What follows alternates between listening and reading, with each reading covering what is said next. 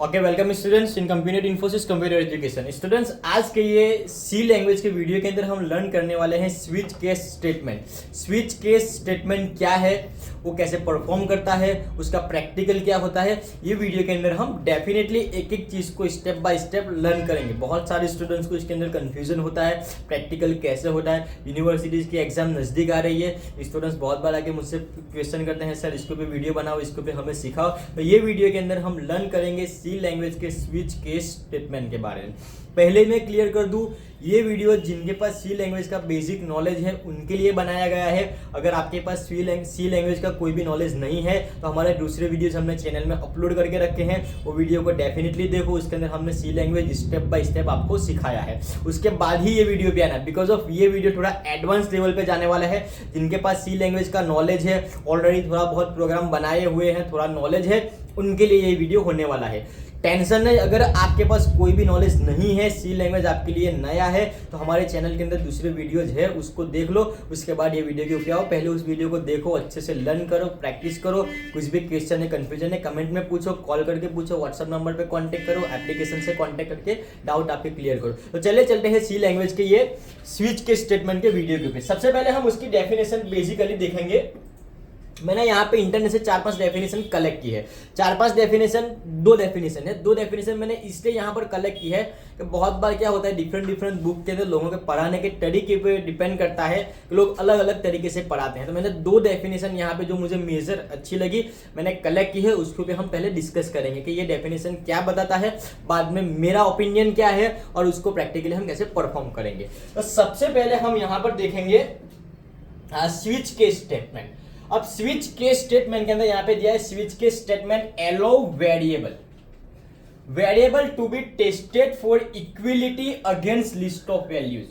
बहुत ही इंपॉर्टेंट है, बहुत ही डेफिनेशन के अंदर बेसिक चीज बताई गई है कि स्विच के स्टेटमेंट एक से ज्यादा वेरिएबल को इक्वालिटी के बेस पे चेक करने के लिए यूज होता है। समझ में आया? फिर से एक बार मैं इसको रिपीट करता हूं। स्विच के स्टेटमेंट वेरिएबल को, जैसे हमें पता है कि हम वेरिएबल के अंदर कोई भी इंटीजर है, फ्लोट है, कैरेक्टर है, एक ही वैल्यू एक वेरिएबल के अंदर हम स्टोर करा सकते हैं। बट हमें मल्टीपल वैल्यू चेक करवानी है कि भाई ये वेरिएबल के अंदर कौन सी वैल्यू स्टोर की गई है, तो हम स्विच के स्टेटमेंट का यूज कर सकते हैं। क्लियर? और जहां से हमारा वैल्यू वेरीफाई होगा वहां पे हमारा स्टेटमेंट ऑफ हो जाएगा, एग्जीक्यूट हो जाएगा, ब्रेक हो जाएगा। इन द सिंपल टर्म, अगर हमारे पास स्विच है, हमें फैन ऑन करना है, हम जैसे स्विच ऑन करेंगे हमारा फैन ऑन होगा। सिमिलरली स्विच के स्टेटमेंट के अंदर वेरिएबल के अंदर जो भी वैल्यूज है उसको हम मैच कराएंगे, वेरीफाई कराएंगे। कोई टेंशन नहीं, आपको लगेगा ये बहुत ज्यादा डीप लैंग्वेज में हो गया, थोड़ा आपको कंफ्यूजन भी क्रिएट होता होगा। दूसरी एक डेफिनेशन आपको मैं बताता हूं, उसको भी आपको ज्यादा क्लियर और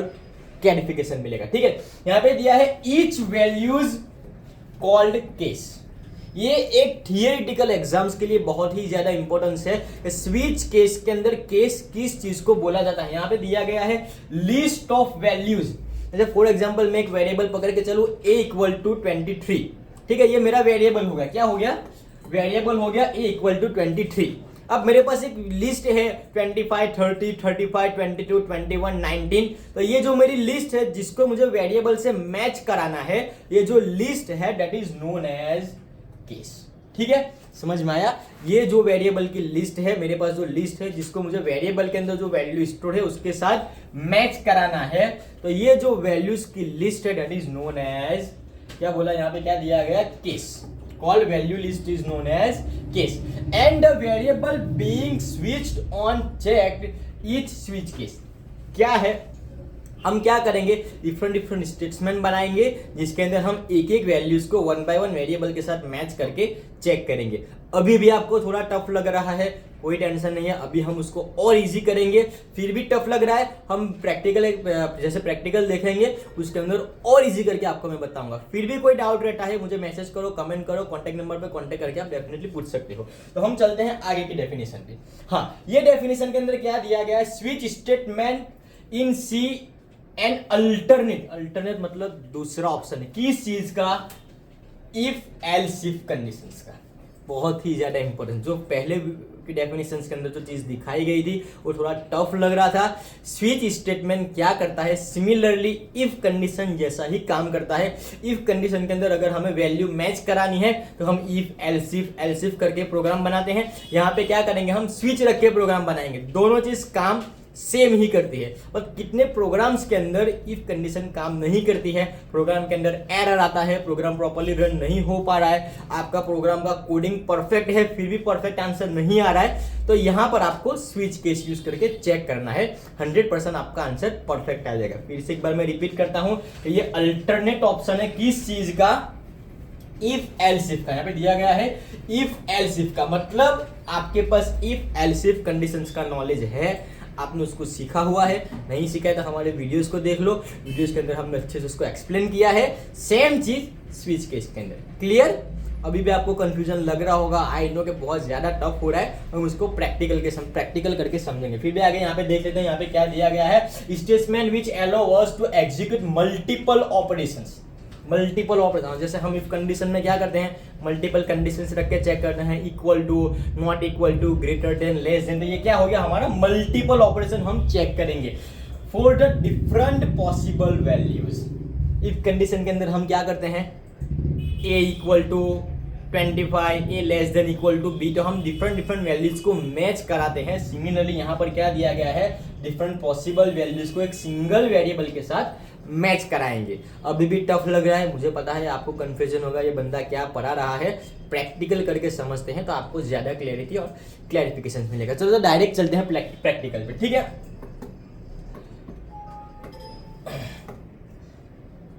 हाँ, ये सॉफ्टवेयर है सी लैंग्वेज का, डेव प्लस प्लस। बहुत से स्टूडेंट्स की कमेंट्स आते हैं, सर हमें कॉलेज के अंदर डेव प्लस प्लस के ऊपर प्रैक्टिस कराई जाती है, हमारे एग्जाम भी डेव प्लस प्लस के अंदर ही होती है, तो इस बार मैंने ये वीडियोस डेव प्लस प्लस के अंदर बनाया है। बाकी ज़्यादा मैं प्रीफर टर्बो कंपाइलर करता हूँ, बहुत ही ज़्यादा अच्छा और इजी टू यूज है। दोनों के अंदर कोडिंग ऑलमोस्ट सेम रहता है, ज़्यादा चेंजेस नहीं होता है। बट अगर आप एग्जाम के लिए, यूनिवर्सिटीज़ के एग्जाम्स के लिए या कोई और स्पेसिफिक एग्जाम्स के लिए प्रिपरेशन कर रहे हो, तो आपको पहले कंफर्म करना है कि हमें एग्जाम कौन से सॉफ्टवेयर में देनी है, उसके अकॉर्डिंग प्रैक्टिस करो तो आपके लिए अच्छा रहेगा। अभी आपने प्रैक्टिस टर्बो कंपाइलर में करके रखी है, एग्जाम देने गए, वहां पे आपको डेव प्लस प्लस सॉफ्टवेयर पे बिठा दिया, तो आप अच्छे से परफॉर्म नहीं कर पाओगे। तो जो सॉफ्टवेयर के अंदर आपको एग्जाम देनी है, जो सॉफ्टवेयर के अंदर आपकी एग्जाम कंडक्ट की जाएगी, वही सॉफ्टवेयर के अंदर आप सी प्रोग्रामिंग लैंग्वेज लर्न करो। बाकी मोटा मोटा सा उसके जितने भी स्टेटमेंट, जितनी भी चीजें होती हैं वो ऑलमोस्टली सेम होती है, ज्यादा झंझट नहीं है।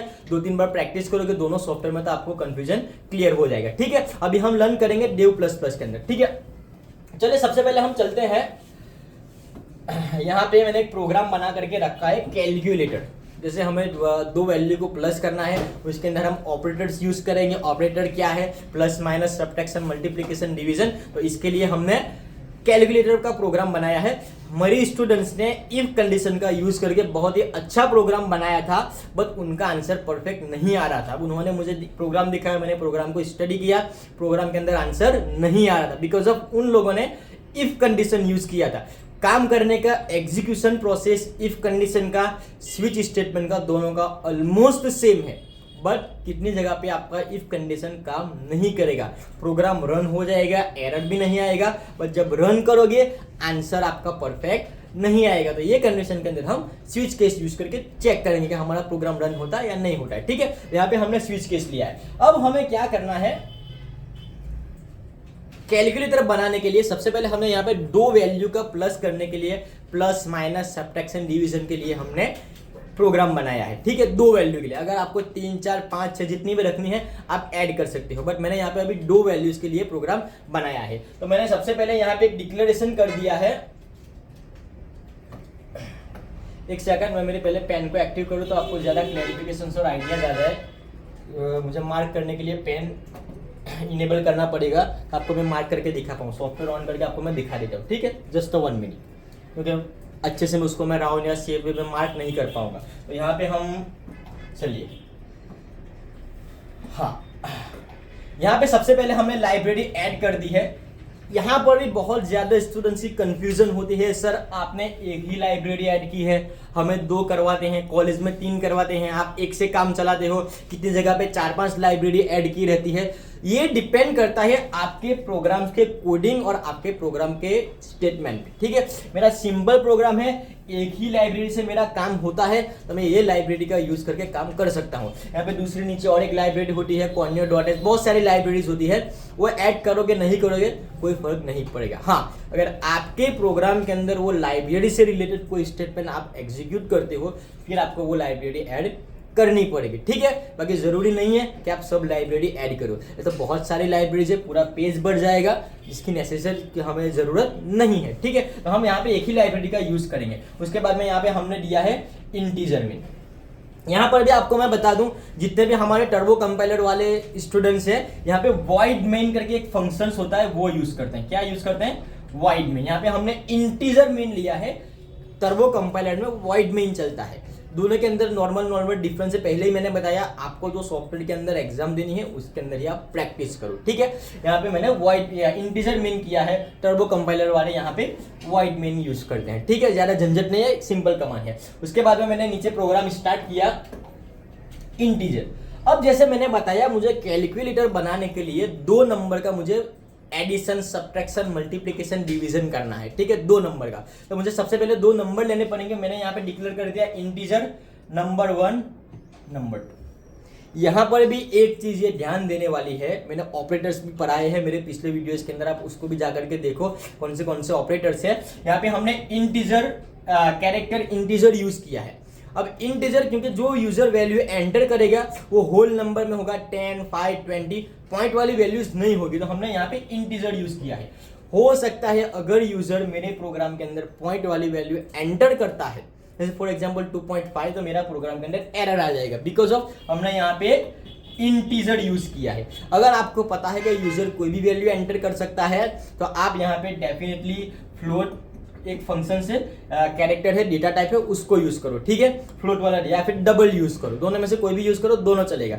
अगर आपको श्योर है कि नहीं हमारा यूजर होल वैल्यू 10, 5, 20 प्लस ऐसे फुल वैल्यू ही एंटर करेगा, तो आप यहाँ पे इंटीजर यूज कर सकते हो। अभी मैंने यहाँ पे इंटीजर से प्रोग्राम बनाया है। हाँ, यूजर अगर कोई पॉइंट वाली वैल्यू एंटर करेगा, मेरा प्रोग्राम एरर कर जाएगा, एरर आ जाएगा, कुछ ना कुछ एरर रिफ्लेक्ट करेगा, ठीक है। अभी हम यहाँ से इंटीजर से काम चलाते हैं। मैंने यहाँ पे 2 डिक्लेरेशन कर दिया है, नंबर 1, नंबर 2, जो कि यूजर एंटर करेगा। जैसे 25 प्लस 25 करना है, तो मेरा 25 फर्स्ट नंबर हो गया, 25 सेकंड नंबर हो गया। या फिर 10 प्लस 20 करना है, तो मेरा 10 फर्स्ट नंबर हो गया, 20 मेरा सेकंड नंबर हो गया, ठीक है। अब उसका जो आंसर, उसका जो रिजल्ट जनरेट होगा, वो मुझे और एक वेरिएबल में ऐड करना पड़ेगा।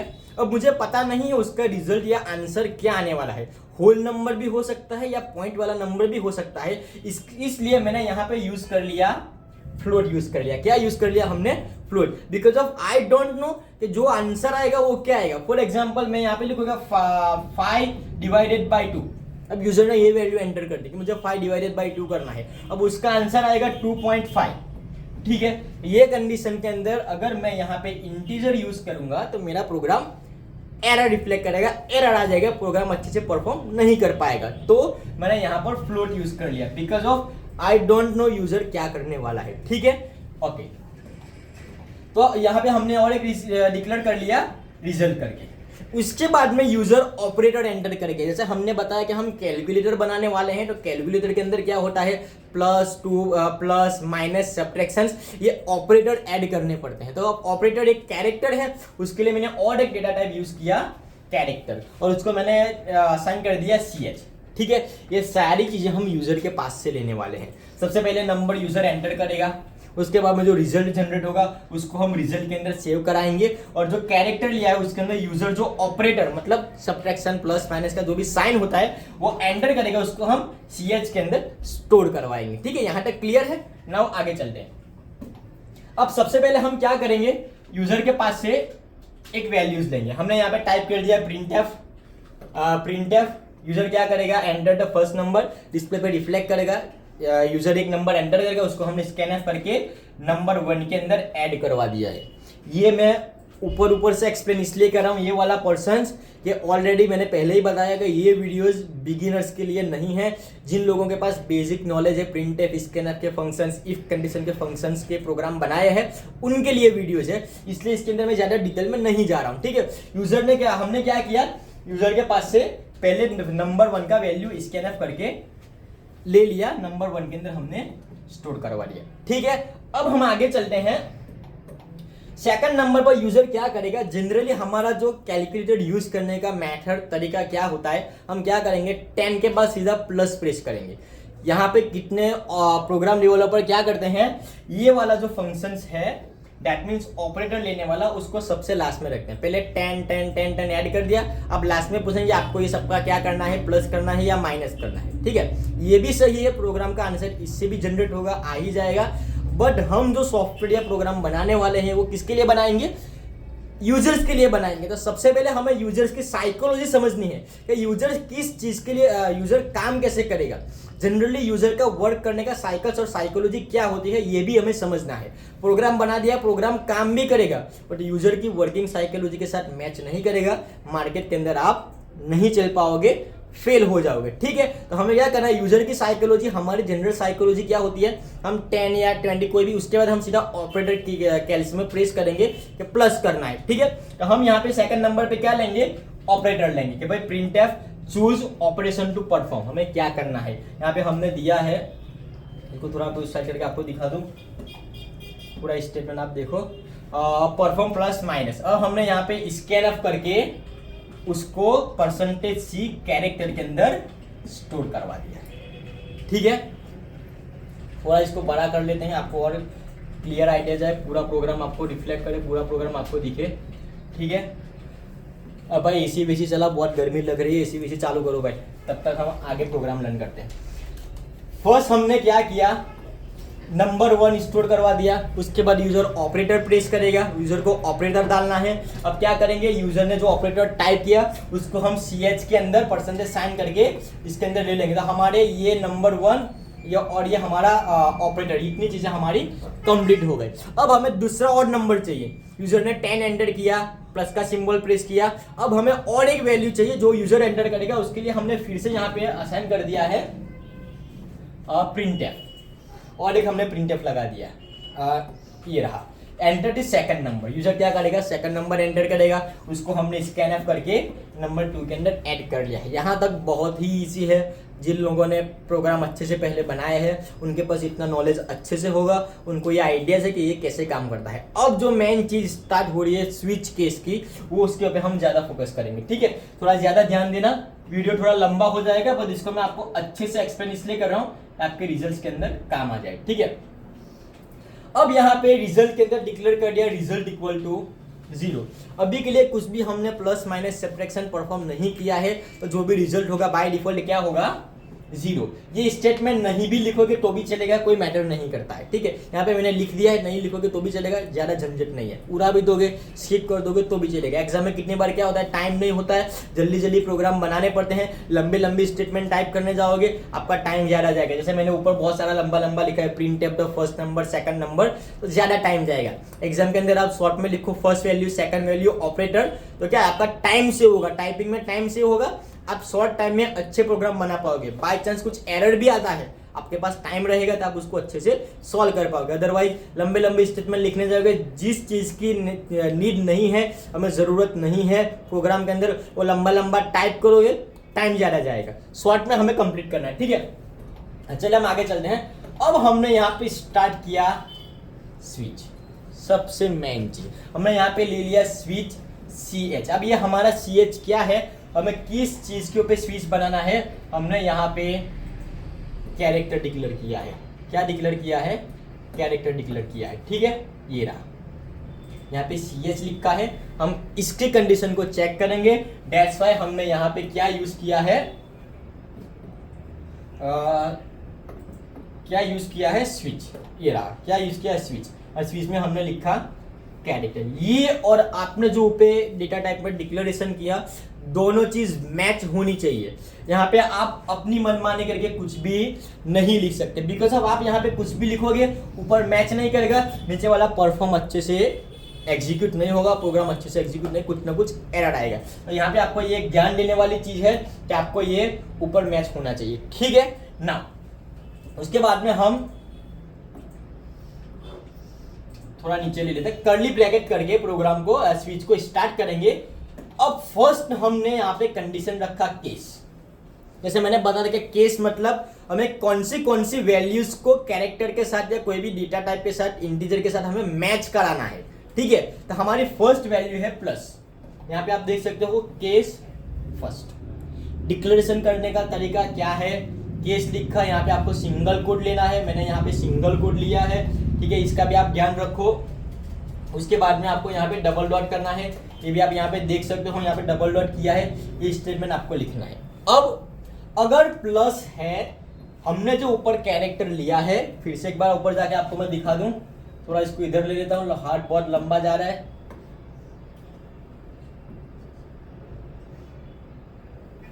हाँ, ये वाला, अगर ये कैरेक्टर प्लस है, यूजर ने जो ऑपरेटर एंटर किया, जो प्लस के अंदर स्टोर हुआ है, वो अगर प्लस है, ठीक है, केस 1 क्या है, अगर वो प्लस होता है तो यहाँ पे क्या दिया है, अगर वो प्लस है तो result equal to number 1 plus number 2।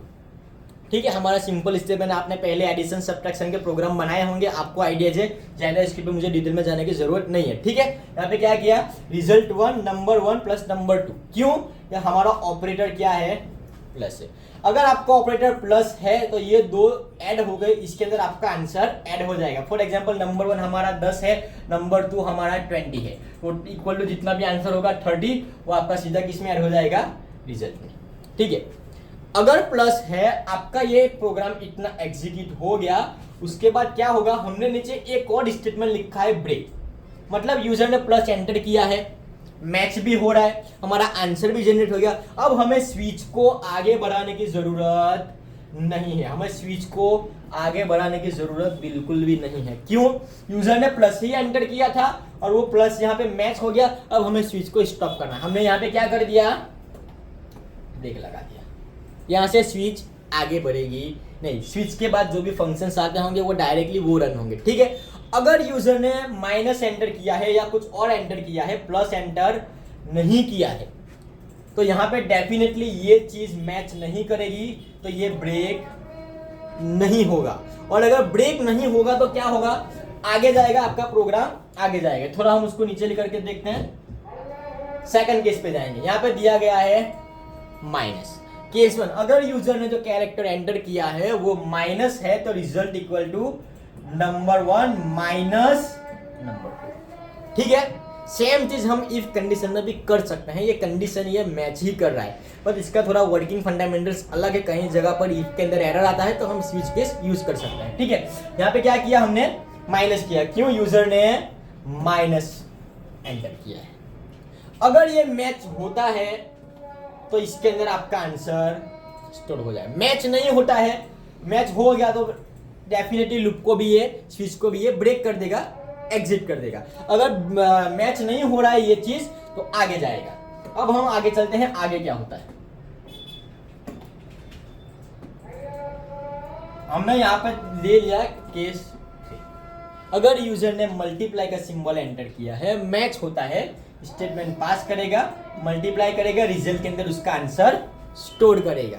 Match होगा तो डेफिनेटली ये क्या करेगा, ब्रेक कर देगा। क्या करेगा, ब्रेक कर देगा। मैच नहीं हो रहा है तो वो क्या करेगा, आगे पास करेगा, भाई तू आगे जा, आगे जाके चेक कर आगे क्या होता है। ठीक है, अब हम आगे चलते हैं, आगे आ गए, यहाँ पे दिया है डिवीजन ऑपरेटर। ठीक है, अगर यूजर ने डिवीजन ऑपरेटर एंटर किया है, मैच करता है, ये सारी चीजें रन करेंगे, रन होने के बाद में इसको ब्रेक करेंगे। ठीक है, अगर ब्रेक नहीं होता है, मैच नहीं कर रहा है, तो ये आगे पास करेगा। मैच हो रहा है तो डेफिनेटली ये क्या करेगा, ब्रेक करेगा। देखो अब यहाँ पे दो चीजें आपको मैं बता दूं, यहाँ पे इन लोगों ने फ्लोट लगा के रखा है, आपको कंफ्यूजन होगा ये नया झंझट क्या है।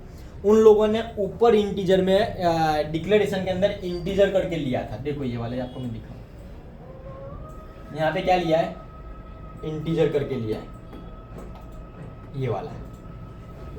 अब पीछे से पता चला भाई पॉइंट वाला वैल्यूज आने के चांसेस ज्यादा है, तो फिर चालू में उन लोगों ने क्या किया, चेंज करके फ्लोट कर दिया। समझ में आया, आप पहले से यहाँ पर फ्लोट यूज कर सकते हो, कोई झंझट नहीं है। Clear, okay. अब हम आगे चलते हैं। ठीक है, ये सारी चीजें हो जाने के बाद में यहाँ पे और एक मॉड्यूलस का भी दिया है। अगर आपको मॉड्यूलस मैच करवाना है तो मॉड्यूलस पे आप मैच करवा सकते हो। मॉड्यूलस क्या है, अलग से वीडियोस बनाया गया है ऑपरेटर्स के ऊपर, उसको अच्छे से देखो, आपको पूरा आइडिया आ जाएगा कि ये मॉड्यूलस ऑपरेटर क्या है, कैसे काम करता है। जिन लोगों ने ऑलरेडी सीखा हो उनको तो आइडिया आ ही जाएगा कि ये किस चीज़ के लिए बनाया गया है। फाइनली जो चीज़ आती है सब हर चीज़ मैच करेगा, उसके बाद में हमें जाना कहाँ पर है, डिफॉल्ट वाला। ये चीज़ समझने की है। समझो कि यूजर ने प्लस माइनस जितना हमने ऊपर डिक्लेयर किया है वो हर चीज मैच करेगा, बट यूजर ने कोई ऑपरेटर ही एंटर नहीं किया, यूजर ने और कुछ टाइप कर दिया है जो हमारी लिस्ट के अंदर, हमारे केस की जो लिस्ट होती है वो केस के लिस्ट के अंदर मैच नहीं हो रहा है। तो यहाँ पे उसके लिए हमने क्या कर दिया, डिफॉल्ट। ठीक है, हम यहाँ पे नीचे डिफॉल्ट के अंदर हमने मैसेज दे दिया printf इनवैलिड ऑपरेशन। मतलब समझो कि यूजर ने प्लस माइनस की जगह पे यूजर ने डॉलर साइन टाइप कर दिया। अब ये तो कोई कैलकुलेटर का ऑपरेटर है नहीं, डॉलर साइन टाइप किया, इनवैलिड है, हमने यहाँ पे डिफॉल्ट करके इनवैलिड कर दिया। क्यों, हमने ऊपर उसको डिक्लेयर ही नहीं किया है। ऊपर जितनी चीजें आपने डिक्लेयर की है केस 1 केस 2 के अंदर, वो सारी चीजें मैच करेगा, उसके अलावा जो भी चीज रहेगा वो सारा आपका किस में चला जाएगा, डिफॉल्ट में चला जाएगा। ठीक है, बहुत ही आसान है। हाँ, जैसे इफ कंडीशन के अंदर हम लास्ट में एक चीज लगाते थे, क्या लगाते थे, एल्स लगाते थे। ऊपर वाला कुछ भी मैच ना हो तो सीधा ये एल्स वाला फंक्शंस मैच होना चाहिए, हम इफ कंडीशन में यूज करते थे। यहाँ पे क्या कर दिया, डिफॉल्ट कर दिया। ठीक है, मैच नहीं करेगा तो इनवैलिड ऑपरेशन। उसके बाद में नीचे जाएंगे, अब हमें क्या करना है, आंसर प्रिंट करना है। printf हमारे पास ऑलरेडी रिजल्ट आ चुका है, हमने किया रिजल्ट इक्वल टू %dcd। ये हमने क्यों किया, एक बार प्रोग्राम को रन करके आपको बाद में ये वाला फंक्शन आपको मैं एक्सप्लेन करता हूं तो आपको ज्यादा आइडिया आ जाएगा। ठीक है, अब एग्जीक्यूट में जाएंगे, सबसे पहले कंपाइल करेंगे, कंपाइल करने के बाद में फिर से एग्जीक्यूट में जाएंगे, रन करेंगे, इसको थोड़ा सेंटर में ले लेते हैं। ठीक है, कीवर्ड भी ओपन कर लेते हैं, उसको भी नीचे ले लेते हैं, प्रोग्राम ऊपर आपको रिफ्लेक्ट करेगा, कीवर्ड हमने नीचे ले लिया है। Enter the first number enter करेंगे, थोड़ा इसका कलर मैं व्हाइट कर लूँ पेन का, आपको ज्यादा आइडिया जाए। कहाँ गया पेन का कलर व्हाइट करने के लिए, चलो रेड कर लेंगे। ठीक है, यहाँ पे दिया गया एंटर दी फर्स्ट नंबर, हम फर्स्ट नंबर टाइप करेंगे 10। Now we have to press enter button. Second आया choose operation to perform, operator वाला, कैरेक्टर वाला। ठीक है, हम यहाँ पे टाइप कर देते हैं, बैक स्पेस करके शिफ्ट प्रेस करके हम कर देते हैं प्लस। ठीक है, ये हमारा हो गया ऑपरेटर प्लस। अब हम एंटर प्रेस करेंगे, एंटर द सेकंड नंबर। यहाँ पे मेरे स्टूडेंट्स को यहाँ पे बहुत ज्यादा कंफ्यूजन हो रहा था, सर सेकंड नंबर के बाद, फर्स्ट नंबर के बाद में ऑपरेटर के बाद में सेकंड नंबर वाला ऑप्शन ही नहीं आता है इफ कंडीशन के अंदर, सीधा पता नहीं कहाँ कहाँ ले जाता है। ठीक है, ये स्विच केस यूज करके आप उसको अच्छे से परफॉर्म कर सकते हो। ठीक है, अब हम सेकंड नंबर टाइप कर देते हैं 15। अब हम प्रेस करेंगे एंटर। आप देख सकते हो रिजल्ट यहाँ पे जनरेट हुआ है 10 + 15 = 25। यहाँ पे पीछे पॉइंट के अंदर बहुत सारे जीरो दिए हैं बिकॉज ऑफ हमने फ्लोट यूज किया है आंसर के लिए। इंटीजर यूज करता तो सिर्फ ओनली आपको 25 दिखाता, बट हमने फ्लोट यूज किया है तो 25 के पीछे आपको पॉइंट में 0 रिफ्लेक्ट करा। ठीक है, कोई अब हम उस चीज पे चलते हैं जहां से हमने इसको स्किप किया था, तो उसको थोड़ा छोटा कर लेते हैं, आपको और ज्यादा आइडिया जाए। कहाँ चला गया,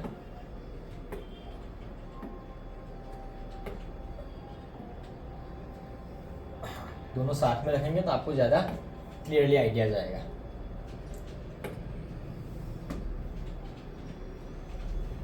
तो एक सेकंड, जस्ट अ सेकंड, उसको और थोड़ा नीचे करना पड़ेगा, पर नहीं होगा, उसको ऊपर ही रखना पड़ेगा। देखो यहाँ पे क्या है, 10 + 15। यूजर को ये भी दिखाना था, ऑपरेटर प्रोग्रामर ने क्या किया, मुझे ये भी दिखाना है, यूजर को पता चले कि हमने कितनी कितनी चीजों का प्लस किया है। बाकी जनरली आप सीधा प्रिंटफ करके ये वाला पोर्शंस यहाँ पे सिर्फ %d करके ये लगा सकते हो, आंसर वाला रिजल्ट वाला यहाँ पे दिया है ना, रिजल्ट वाला डायरेक्ट, कोई झंझट नहीं है। जैसे पिछले प्रोग्राम के अंदर आप प्रिंटफ करके कोई भी आंसर प्रिंट करवाते हो, सेम चीज। मुझे क्या करना था, थोड़ा लंबा दिखाना था उसको, तो मैंने क्या किया, पहले रिजल्ट लिखा, उसके बाद %d, %c, %d, हम जिस चीज़ के लिए यूज़ करते हैं ऑपरेटर डेटा टाइप को डिक्लेयर करने के लिए मैंने यूज़ किया, क्योंकि मुझे 3 चीज़ें 1, 2, 3 लगानी थी। उसके बाद में इक्वल टू का सिंबल लिया, %f लोड के लिए। ये सारी चीज़ें मैंने यहाँ पे थोड़ा लंबा किया, अच्छा लगे, समझ में आया। यूजर्स को जब भी मार्केट में आप सॉफ्टवेयर बेचने जाओगे, यूजर्स को अच्छी, यूजर क्या देखता है, इसका ग्राफिक्स इंटरफेस, उसका रिजल्ट कितना अच्छा शो हो रहा है। यहाँ पे मैंने थोड़ा इसको लंबा किया। बाकी आप डायरेक्टली सिर्फ यहाँ पे परसेंटेज F करके सीधा आप रिजल्ट भी प्रिंट करवा सकते थे, कोई झंझट नहीं है, आपका आंसर जनरेट हो जाता, आपको आंसर डेफिनेटली मिलने ही वाला है। क्लियर? ये बेसिक चीजें थी। अगर आपको फिर से कंटिन्यू करना है तो आप कोई भी की प्रेस करोगे ये कंटिन्यू करेगा, अदरवाइज आपको एग्जिट करना है, हम इसको एग्जिट कर लेते हैं। ठीक है, ये पूरा था स्विच केस के रिगार्ड में कि स्विच केस क्या होता है, स्विच केस काम कैसे करता है, स्विच केस के अंदर वर्किंग साइकिल्स, उसका एग्जीक्यूशन प्रोसेस क्या है। मैंने मैक्सिमम ट्राई ये किया कि मैं आपको इजी से इजी लैंग्वेज के अंदर उसको एक्सप्लेन कर दूं, और मैंने बहुत अच्छे से एक्सप्लेन करने की ट्राई भी की है।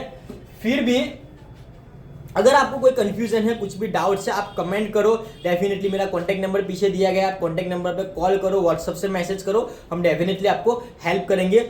और हमारे दूसरे बहुत सारे वीडियोज हमने सी लैंग्वेज के, टैल है, कंप्यूटर एजुकेशन से रिलेटेड बहुत सारे चैनल पे अपलोड करके रखे हैं, वो वीडियोज को भी आप पूरा देखो, लाइक करो, सब्सक्राइब करो। आपको कुछ भी डाउट कन्फ्यूजन है, बेझिझक एनी टाइम आप कॉल करो, हमारे रिप्रेजेंटेटिव, हमारे काउंसिलर्स, हमारे ट्यूटर्स, हमारे हेल्पर्स आपको डेफिनेटली हेल्प करेंगे। मैक्सिमम हम ट्राई करेंगे कि आपका इश्यूज रिजल्व हो जाए। Thank you so much, have a nice day.